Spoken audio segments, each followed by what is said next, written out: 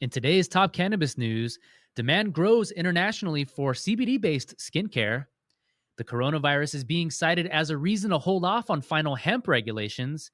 And the Louisiana Supreme Court has made a decision that will change one veteran's life for the better forever. It's Tuesday, August 11th, and this is your TRICHOMES Morning Buzz. Broadcasting live from the TRICHOMES.com studios in Southern California.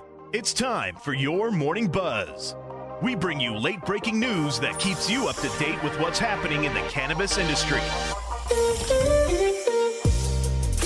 First up today, Colombian cannabis company Khiron signs an international distribution deal for a CBD skincare line. Khiron Life Sciences, a vertically integrated Colombian cannabis company, has signed a deal to sell its CBD skincare products in the Hong Kong region later this year. Khiron signed the distribution agreement for its Kuida CBD skincare line with DNO Group, an Asia-Pacific distributor with a network of more than 50,000 retail and online channels in the region. 7 Kuida products will be distributed on the Hong Kong market, with first orders anticipated in the fourth quarter of this year, the company said in a statement released on Monday. Distribution is conditional on the approval of Canada's TSX Venture Exchange. The company cited strong demands as grounds for the deal, noting that the Hong Kong personal care and cosmetics market was experiencing robust growth with estimated revenue of $2.7 billion achieved in 2018. Next, a top Senate Democrat is asking the USDA to delay hemp rules until 2022. According to Marijuana Moment, the top Democrat in the Senate is asking the U.S. Department of Agriculture to delay issuing final regulations for hemp until 2022, citing stakeholder concerns and the challenges of state compliance that have arisen due to the coronavirus pandemic.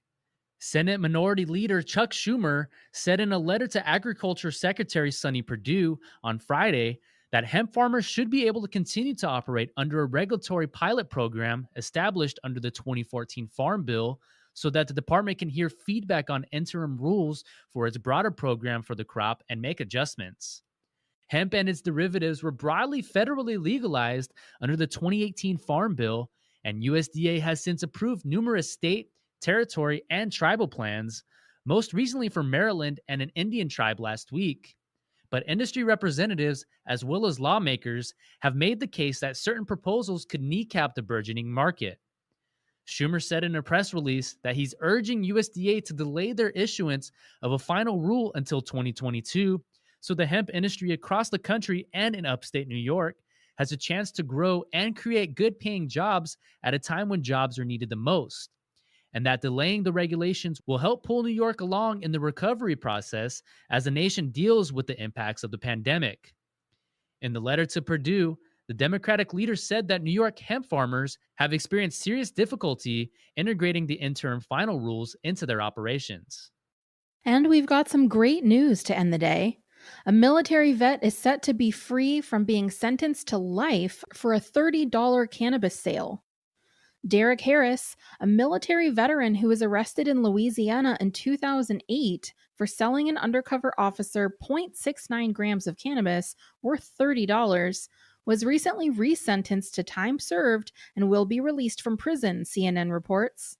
He was originally sentenced to life and has already served 9 years.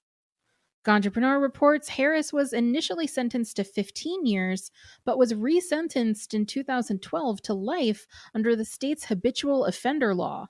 The state Supreme Court had agreed to hear his case, agreeing that he had ineffective assistance of counsel at sentencing on post-conviction review. In the opinion, Louisiana Supreme Court Justice John Weimer described Harris' previous offenses as nonviolent and related to his untreated dependency on drugs. Harris developed a drug problem upon returning from his honorable military service in Desert Storm, a U.S. military operation in Iraq in 1990, he noted in the ruling. Weimer added that Harris was, quote, not a drug kingpin and didn't appear to be a full-time drug dealer.